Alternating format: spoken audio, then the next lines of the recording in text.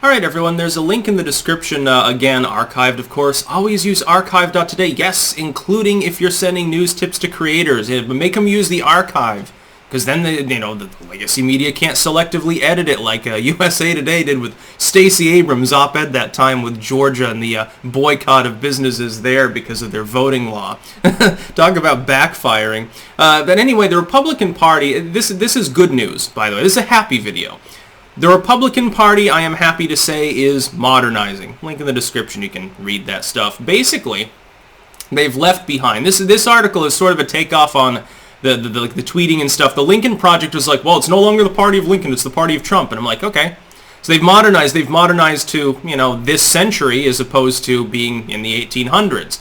I'm not seeing how that's particularly problematic. If you want to go back to, the cotton gin and horse-drawn buggies and steamships, that's perfectly fine. There's something to be said for the aesthetics of an early ironclad.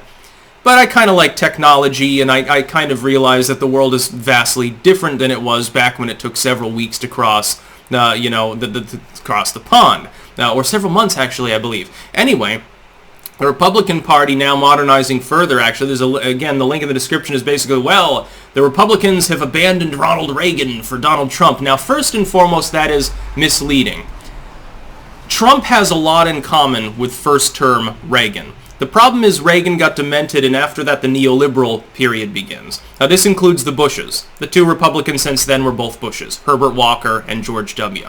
Neocons, which is the same as a neolib, globalist, as opposed to predominantly interested in U.S. interests. It was predominantly seeing a post-national sort of idea. The idea, initially, of globalism, I mean in the primordial sense, prior to the 1980s, was the idea of drawing nations together through trade and diplomacy to prevent war. That was the basic premise of it. And then people become potentially, as well, more wealthy, advances are faster. That's a good thing. That element of proto-globalism in and of itself was never bad. The problem is that the systems that were created to implement globalism inevitably were more centralized than the systems that you had prior to the First World War, roughly. And unfortunately, what we know about centralized systems, they tend to grow, and they tend to be, basically, it's like a nice big shiny lamp at night, and corruption is a swarm of moths. That's the problem. It became corrupted over the course of several decades, and then we're left with the mess that we have now a century later. The thing is, that sort of principle, corrupt as it is and at this point inefficient, no longer works in today's economy. The structural economic problems and diplomatic problems faced by the United States can no longer be reasonably overcome by Reagan-style policies, with the exception of some of his earlier policies, which are very America first, make America great again and America first. These are Reagan slogans. Trump didn't invent these slogans. He took them from first-term Ronald Reagan. He might as well have started saying it's morning in America again around 2018 when the job market was getting really spicy. He might as well have done that. He did a good job.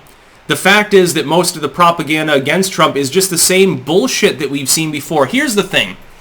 I want people to realize this, and I say this as someone who pays really close attention to the news and really close attention to politics by design, because it's sort of my fucking job description.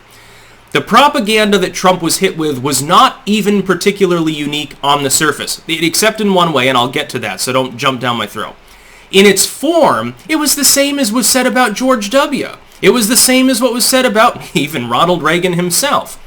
The difference is that unlike these other people that typically would try to mince words, they would occasionally apologize. They would say, well, all my words came out wrong, I'm sorry, that's not what I meant. Or they'd half-ass it. They'd walk it home, so to speak, like the Republicans.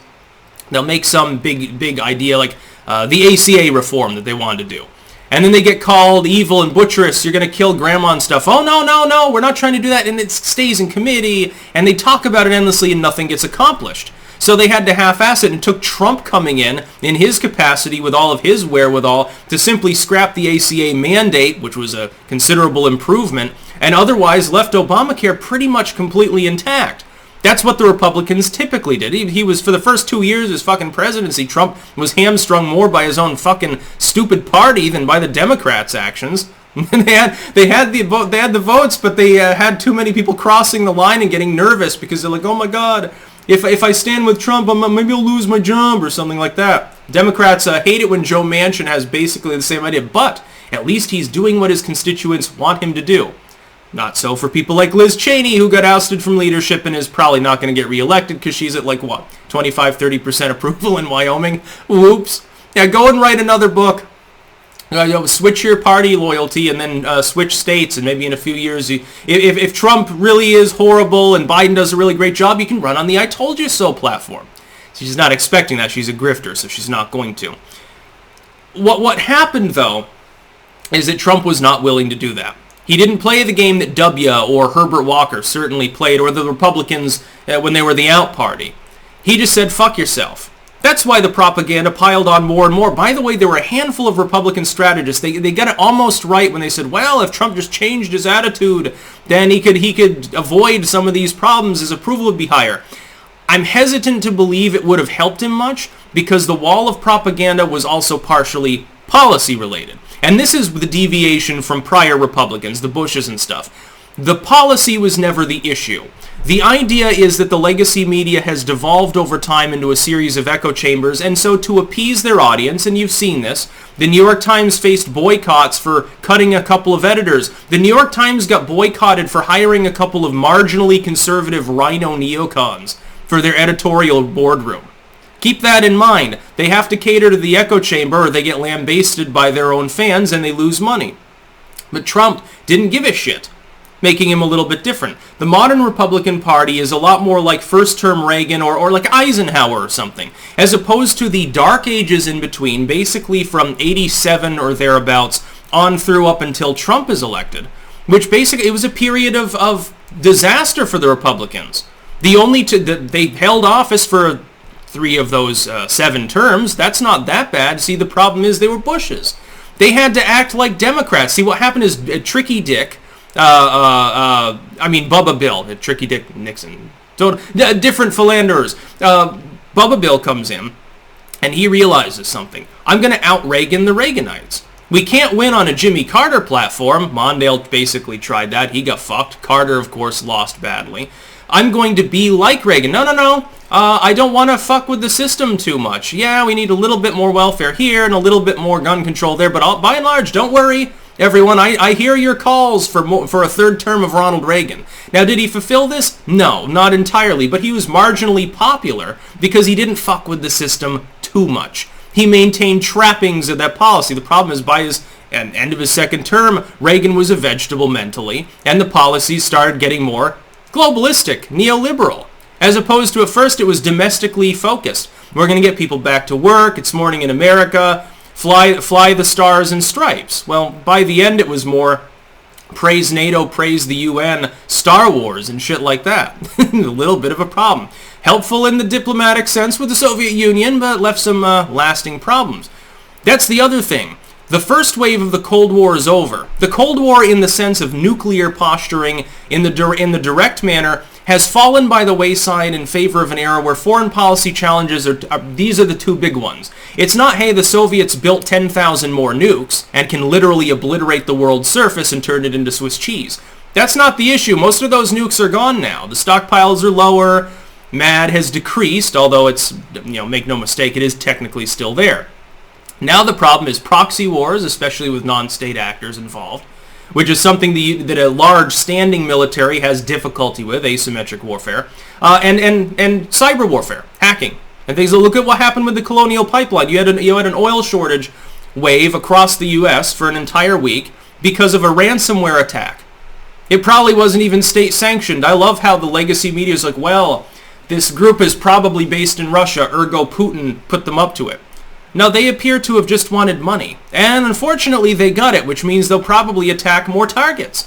And other ransomware pirates will probably attack Colonial Pipeline again. And the whole fucking thing will happen over again. I bet Biden got a phone call and he encouraged them to pay the ransom. I bet he was involved. Why do you think he didn't want to answer the question about whether the ransom was paid? Because it probably implicates him. We probably won't hear anything about that from the legacy media till the dude is out of office, just to be clear. And anyway, the Republican Party has seen these problems, these various issues in the modern era, the post-late 1980s era. Now, I like the 80s, Reagan's fine, you got Jim Henson and neon lights and all of these wonderful things, but it's, unfortunately, I'd say, other than the internet, it's not 1983 anymore. We're not playing a game of Vice City. We need new solutions, and the Republican Party of the 90s and 2000s and 2010s wasn't offering those solutions, and they were losing.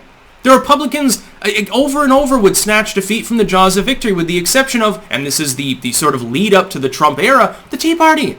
They came in like a flood, and they completely shut down Obama's policy for 6 goddamn years. And a good thing, by the way, that they did. What happened is that a crop of newcomers primaried out some of the old losers and took their positions, and then ran against Democrats and kicked them aside. They focused on weak Democrats and Republicans, and they created arguably the most structurally powerful single political group of the 2010s. And these people disproportionately were pro-Trump, by the way, as opposed to being neocons. Now, there are still elements of policy that, of course, I disagree with them on. When you're talking about Glenn Beck types, you're talking about evangelocons too. There's a heavy religious overtone. There can be a heavy moralistic overtone, and that's not me. But as far as foreign policy, largely, and certainly as far as economic policy, they had new ideas that were not held by Republicans since at least 1985. That's just the way that it is. Trump realized this, took it and ran with it. He fucking won on that platform. You have the Ron Paul revolution as well. That certainly it forced the Republican Party to modernize, almost. Now, Trump represents the future of the GOP, at least for the political paradigm, which will probably last, again, between roughly 16 and 24 years. Somewhere around that general ballpark. You ain't seen nothing yet. I would not be surprised if Trump mounts a 2024 run and wins. I wouldn't be surprised. Now, there's nothing that the legacy media, by the way, would like more than that. Because then he's the villain, but he's also the comeback kid. Talk about a great story, and then they can ramble and rant about how evil he is for 4 more years. They want him to win. The legacy media literally wants Trump back. You can see it. They don't want to talk about Biden because he's boring. They don't want to have to cover for his ass anymore. Eventually the Benjamins will start speaking, and it's going to be kind of funny. You're going to see some weird shit over the next few years. And if he conks out or Kamala pushes him down the stairs, that'll be briefly interesting until people realize she's a complete empty suit that can't string a sentence together. It'll be fun times. That's about all. Peace out.